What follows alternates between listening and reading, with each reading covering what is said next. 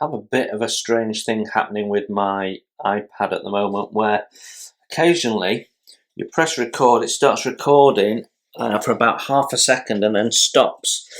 And I'm not sure how much at this stage of what I've thought I've videoed I've not.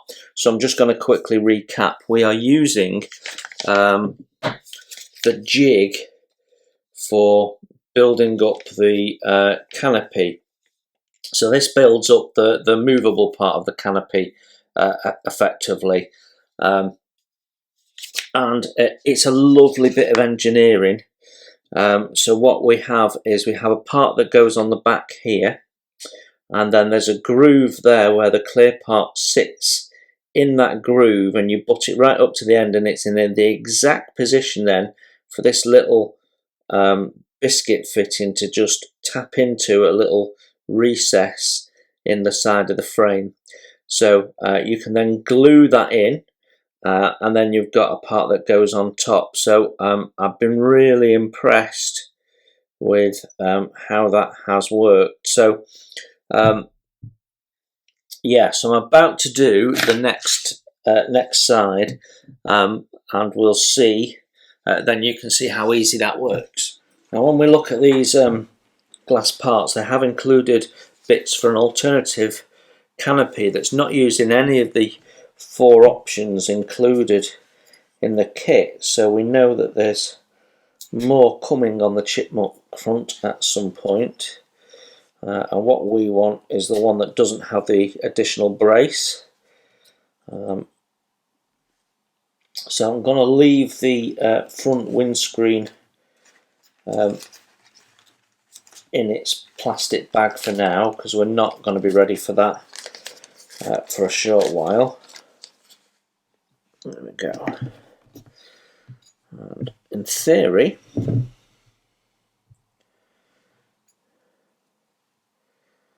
this should then perfectly fit on top, which it appears to do. That's a lovely bit of engineering, a nice touch there. Right, let's just remove these ejector pin tabs.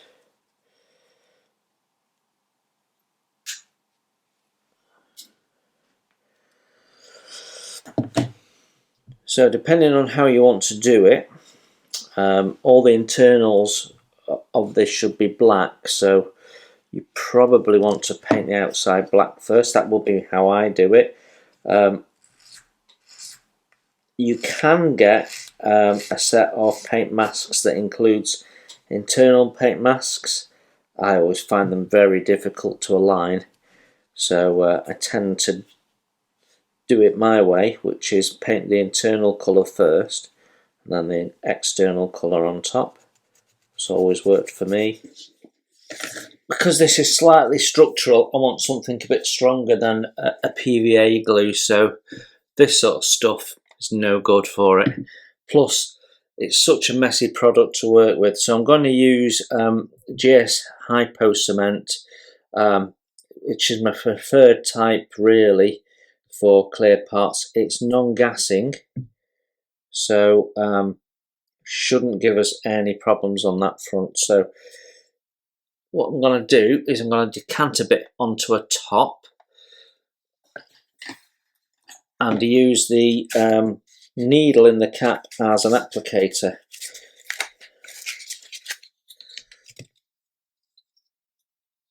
Because it can be a little bit stringy. There we go, got a string already. Just get rid of that.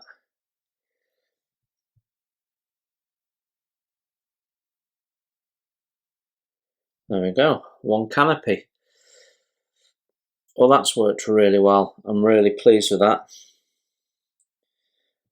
That is a very nice way of building that canopy. Nice and easy, good bit of engineering. Yeah. Right. I'm just gonna let the glue dry on that, and then we're done. Often I find when you've got wheels like this that's got a recess, and you can't get a cocktail stick in, if you just snip the end off, you often find you can then get a tight fit, and that's all you need for holding it. So that should be sufficient, even with some air from an airbrush. There you go. So that's a nice little trick. So I think we are ready.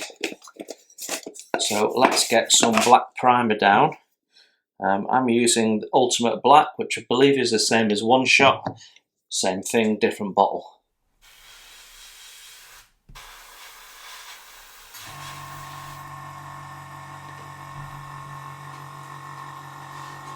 Right, primed the cockpit area, and we're now ready to get some paint down while we wait for some bits to be delivered.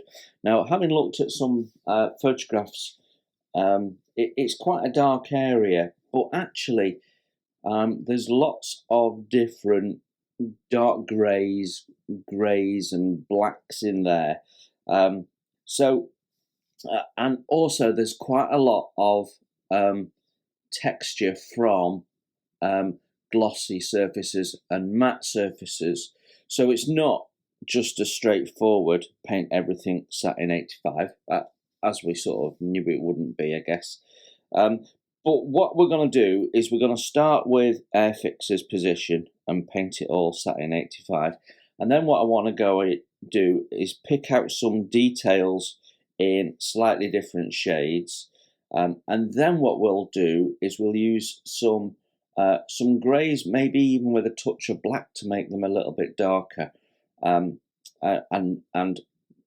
make them nice and matte, and just put some dark washes in, because what appears to happen is over time it looks less glossy as it gets used. So we're going to do that, but we also have to keep in mind that it's the Royal Flight, and therefore it's a very well maintained machine, and everything is kept spotlessly clean and so on. So as far as the fact that it's getting on a bit goes, you might get some chipping and you might get some wear, but in reality it's going to be quite a well maintained machine in terms of cleanliness, at least.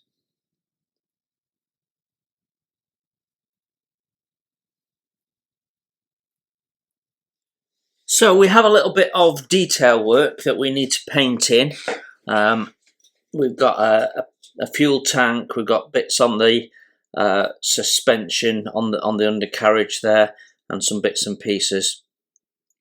And we can also probably highlight one or two bits, all using the same colour, which is metallic 11, which is silver in the Humbrol range. So using enamel for this, which means that we can paint straight without any primer. It just makes that process a little bit quicker. So anything that needs to be picked out in 11 we're going to do now pretty much. So we'll crack on with that. I have not got my screwdriver to hand, so I'm going to improvise and use my paint mixer to open the paint pot.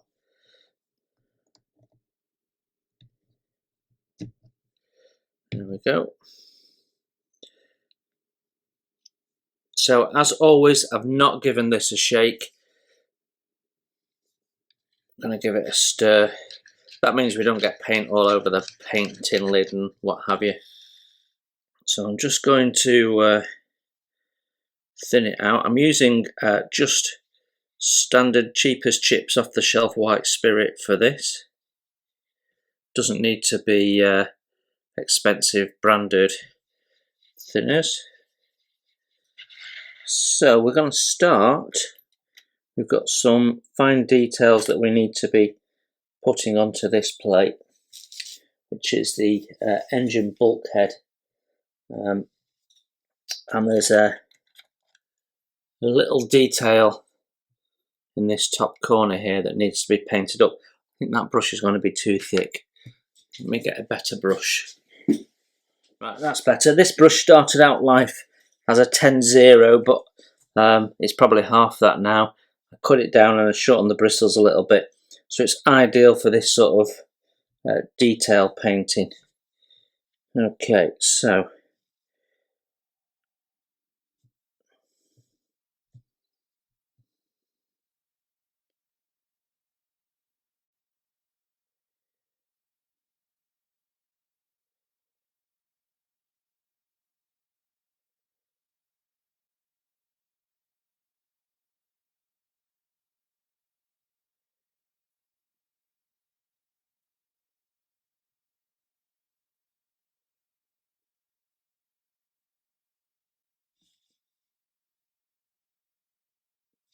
just the tiniest amount of paint on the brush,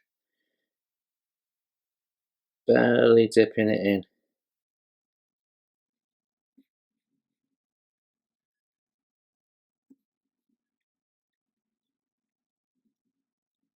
Okay, there we go. Just got a little bit more to block in.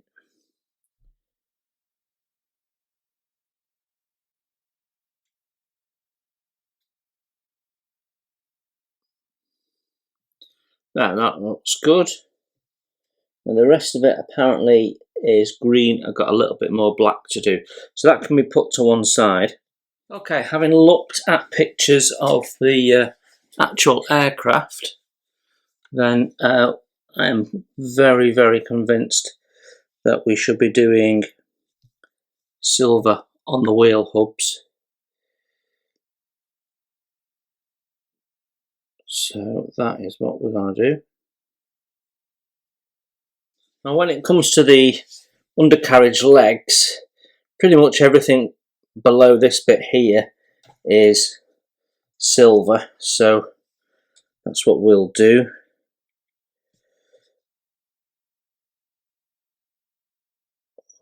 There's not a lot of plastic to paint up here, so I'm continuing to use this fine brush. I'm not worried about brush strokes because enamel will level itself.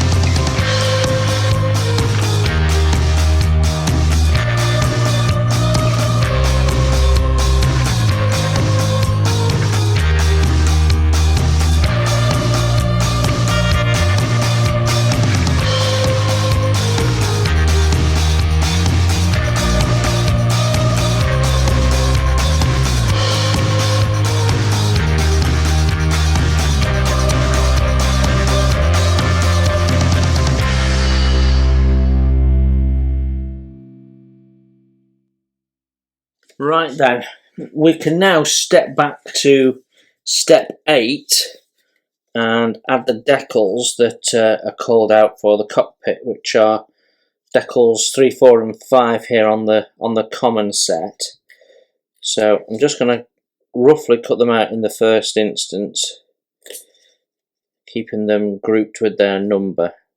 They are tiny, but they'll add a real nice level of detail to this interior.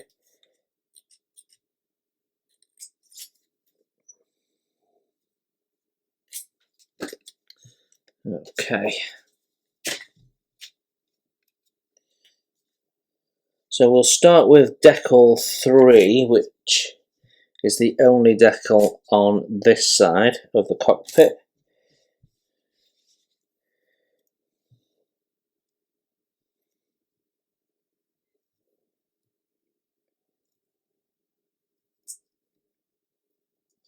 We have 2 of those to place.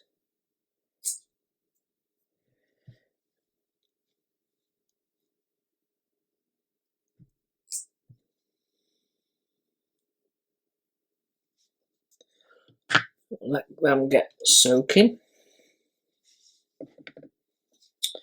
And then once the decals are in and dried, we can give this a final coat of satin varnish, making sure that we're using an acrylic varnish so that we can then put an enamel wash over the top. But yeah, looking alright that. I'm wondering if it is possible to get this middle seat in one after the 2 halves have been put together. That goes in beautifully, that.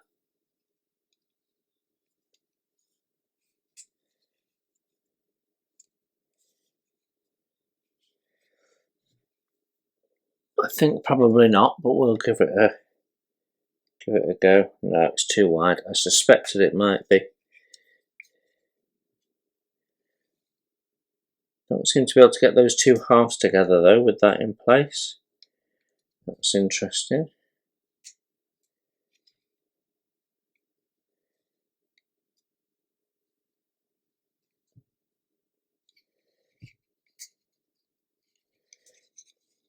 Anyway.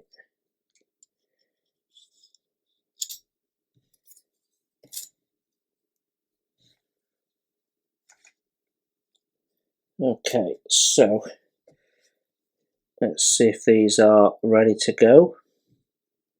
The answer is yes, because it just floated off. So what I do with small ones is I actually take them off the backing paper because it's easier to manage them that way. And our first one is going in there like so.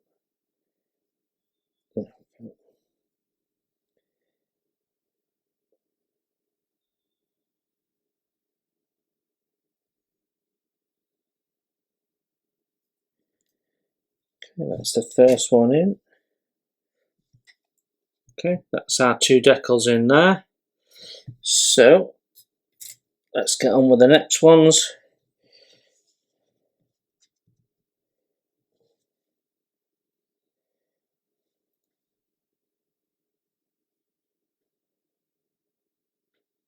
Okay, we're going to put 4 in next. Right then, let's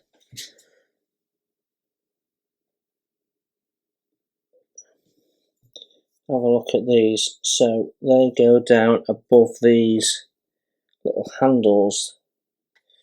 Should be easy enough to place. Right, so I'm putting an acrylic varnish down so that I can use some enamel washes and bits and pieces on various things. So it just allows me to seal everything as well, and get rid of some of this matte that I don't really want. It's a little bit too matte.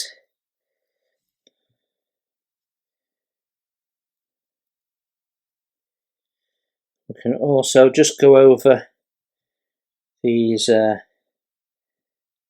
decals and make sure that everything is nicely sealed in. We've got a couple of little details that need to be picked out in brass, and I find a good way of doing that is to use a brass or gold paint pen. So that's what we're going to do here.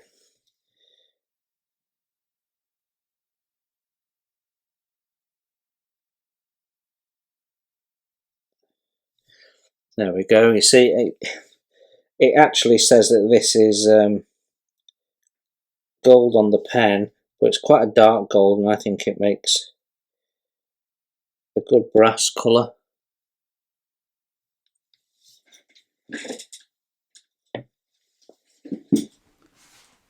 And then we have the top to do on the fuel tank here.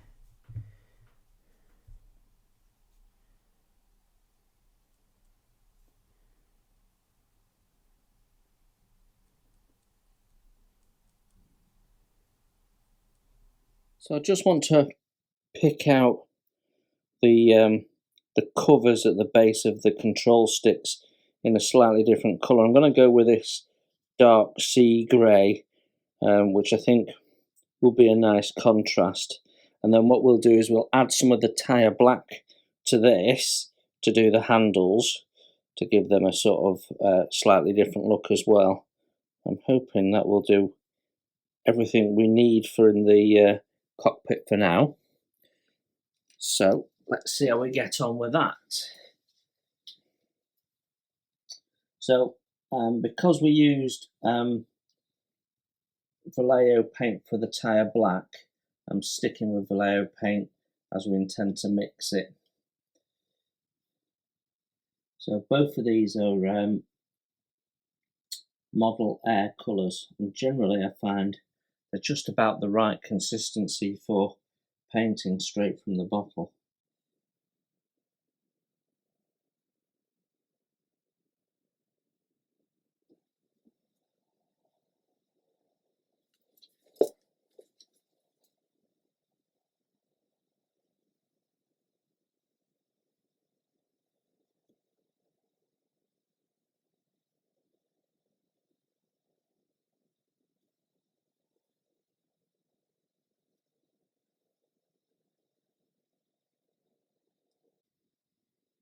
Okay, we'll have to see how that dries. Let's do the other one while we're at it.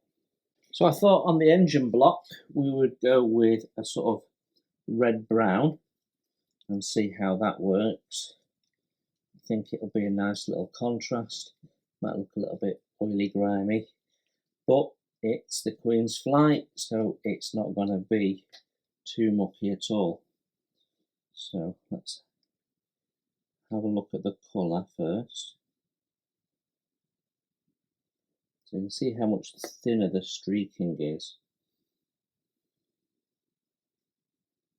And the idea, of course, is that you can draw little streaky areas.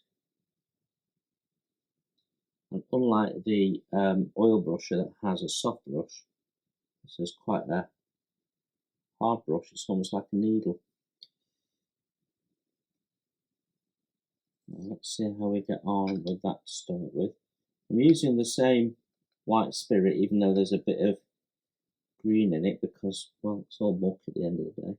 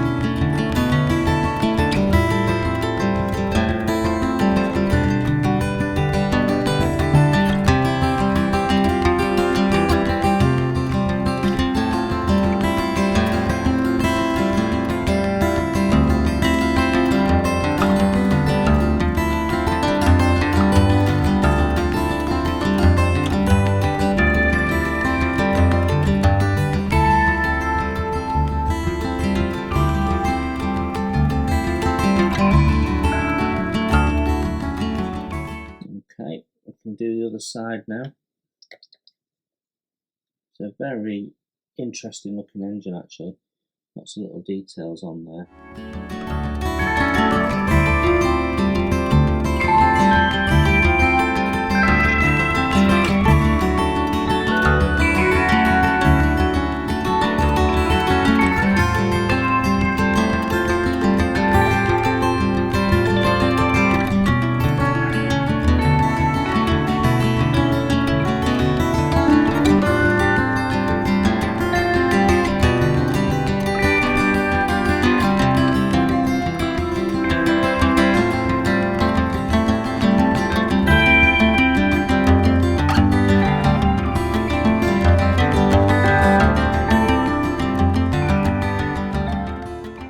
Okay, happy with that. So I think that colour's worked really quite well on there. Nice and subtle, but we can definitely see more detail than before. I'll just give the brush a clean.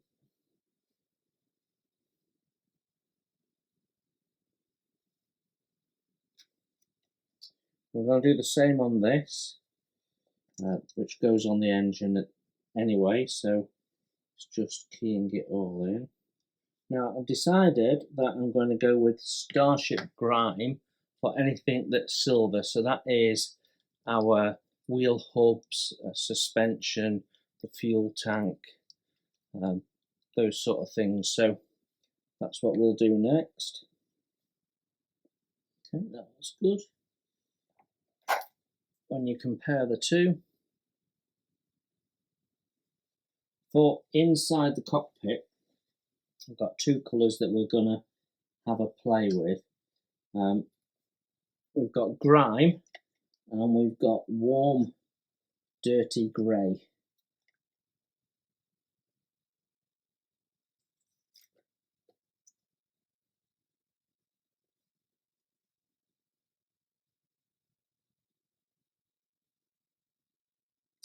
Okay, again, we're going with subtle, but it's doing things like toning down the brightness of the decals, for example.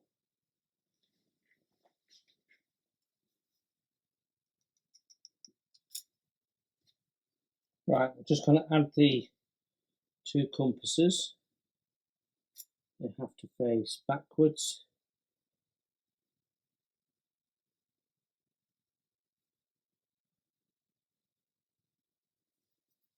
You can see what I've done is I put a little bit of glue on the inside of the fuselage, which is not going to be seen, and I can just dab my compass in the glue, and that gives me a tiny amount,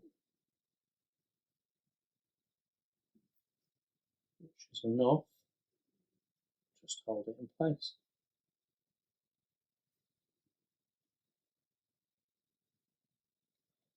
Once we've aligned our holes, that is.